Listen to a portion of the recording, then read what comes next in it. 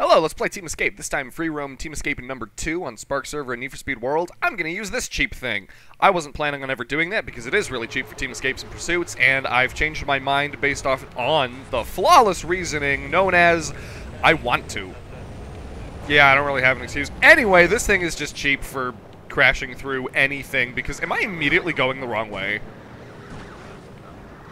I am immediately going the wrong way. We're going to turn around. So that's a really good start. Anyway, this thing is just cheap as can be.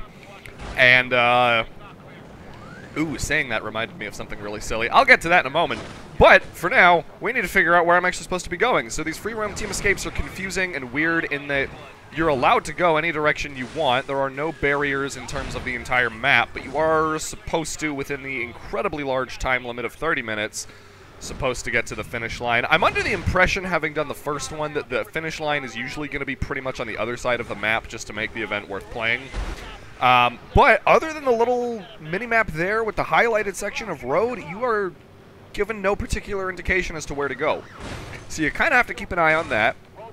Or if you already know where the finish line is, then, you know, if you've played the event before, you could just do it that way. So, what was the silly thing I just remembered? I remembered the Phantom Toll Booth. What am I talking about? What is that? It's a book. I read it when I was in middle school because as you can probably imagine from my general behavior and speech patterns, was very, very just chaotically energetic all over the place, couldn't calm down, having, you know, always just having the time of my life being silly. So, I had a literature teacher that gave me this book, and very small school situation, like, it seems weird to be singled out like that, but it made sense. Anyway, she gave me this book and said, here, I think you will enjoy this. And basically the only reason I decided to read it was because the book felt really, really thin, so it wasn't a lot of pages, and the illustrations on the front were really silly. So, the Phantom Toll Booth. I am not going to summarize the entire idea, but it had the most bizarre, weird... I've just run over a spike strip for the second time. I don't have a spikes, get rid of it, help button right now, so we're just going to have to keep rolling.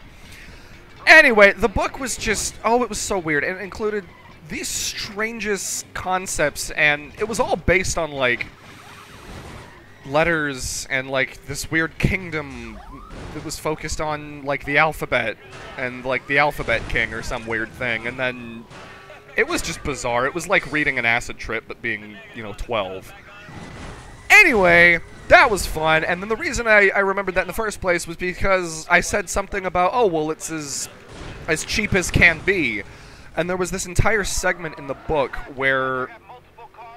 Oh, how do I explain this? Some character's telling a riddle, and he says all of these phrases, like, I'm as tall as can be, I'm as short as can be, I'm as fat as can be, I'm as thin as can be. On and on it goes, and finally he says, who am I? And then the person that solves the riddle looked at him and said, oh, you're Canby. Canby, like, that's his name. It's just, really dumb riddle joke thing. I'm still struggling to get through this Team Escape, even in this cheap car. Nice sideways roll that's not called a barrel roll, I don't think.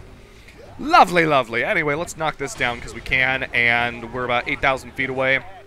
Not a clue why I brought in that story for that book, but that was a good memory that I have not thought about in years until this very, well, that very moment when we started, and me saying that reminded me of the book. So that was a diversion that happened. I also will randomly mention, I've used this vehicle multiple different instances on my channel, and currently at the time of recording, it's my background, like the channel art. If you're wondering how I have this, I'm just going to do that disclaimer I've done many times in the past whenever I've had one of these AI police vehicles. AI police vehicles and traffic, like 2 of the traffic cars, like the taxi and the pickup truck, are available to Spark server donors who have donated $5 or more. I'm not affiliated with them, nor specifically encouraging you to donate. That all being said, goodbye.